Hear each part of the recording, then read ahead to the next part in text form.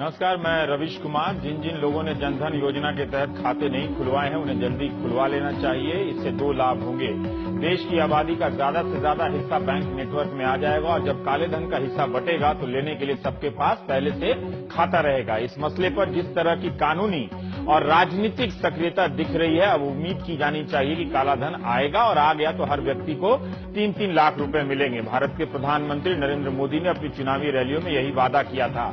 आ गया या यहीं से निकाल लिया गया तो काला धन ही असली जनधन बन जाएगा। क्योंकि काला धन कैसे आएगा, अब इसकी जांच की जिम्मेदारी सुप्रीम कोर्ट ने ले ली है। अदालत ने कहा है कि ब्लैक मनी कैसे वापस आएगी, जांच कैसे होगी, इसकी जिम्मेदारी हम लेते हैं। आपको खाताधारी लोगों की चिंता करने की जरूरत नहीं है, एसआईटी संभाल लेगी। एसआईटी हम अब काला धन लाने के मसले को सरकार पर नहीं छोड़ सकते, ये अदालत कह रही है। ऐसे तो यह हमारे समय में कभी आएगा ही नहीं। आपकी जांच कभी पूरी नहीं होगी। आप विदेश से आई सारी जानकारी और नाम हमें सौंप दीजिए। सरकार को अब इस मामले में ज्यादा चिंता या जांच करने की जरूरत नहीं है।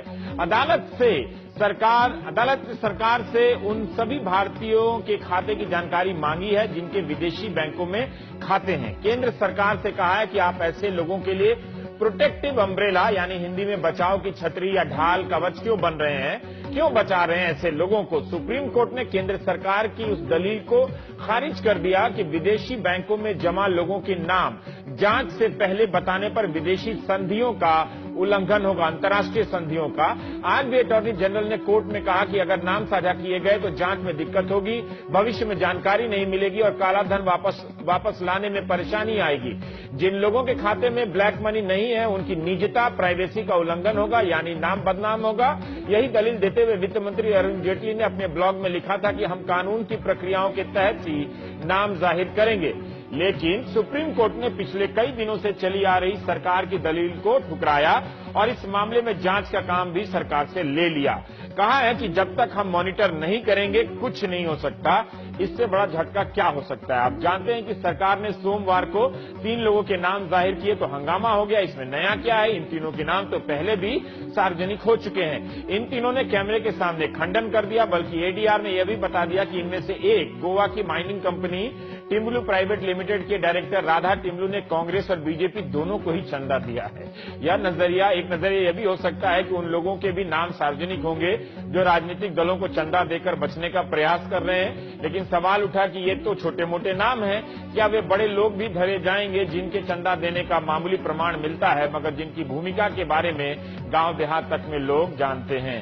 याचिकाकर्ता राम जेठमलानी, प्रशांत भूषण की सक्रियता आज का नतीजा दिखने लगा है। इसके बावजूद इनके कारण अब तो बीजेपी नेता सुब्रमण्यम स्वामी ने भी वित्त मंत्री को खत लिख ही दिया है कि सभी के नाम बताइए।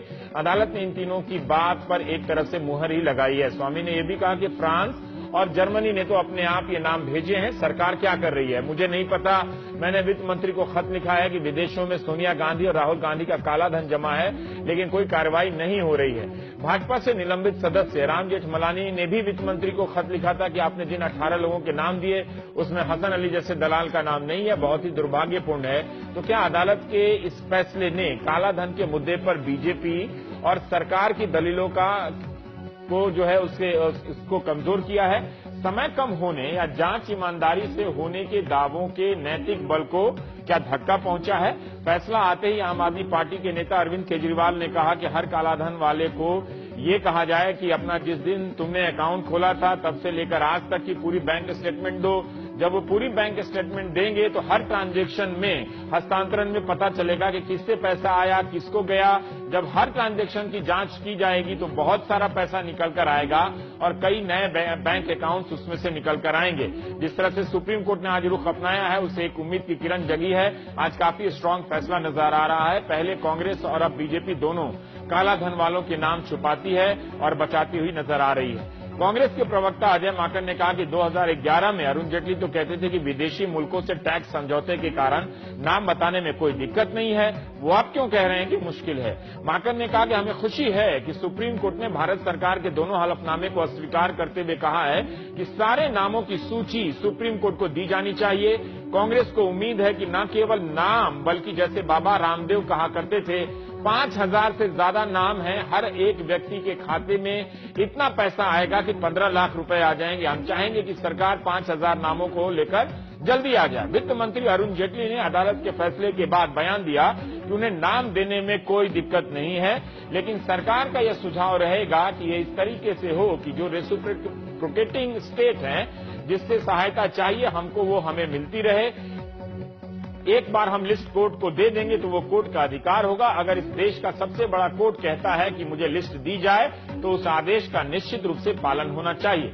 जब हमने एसआईटी को दे दिया तो कोर्ट को क्यों नहीं देंगे? जितने नाम सरकार के पास हैं 100% वो अदालत के पास जाएगा। अरुण जेटली ने यह भी कहा कि बुधवार 10:30 बजे तक सरकार सभी नामों को अदालत के यहां जमा कर देगी। अदालत में सरकार के प्रति कोई गुस्सा नहीं था। विदेशों में खाता खोलना गैर कानूनी नहीं है, वो अपनी पुरानी दलीलों को दोहराते रहे।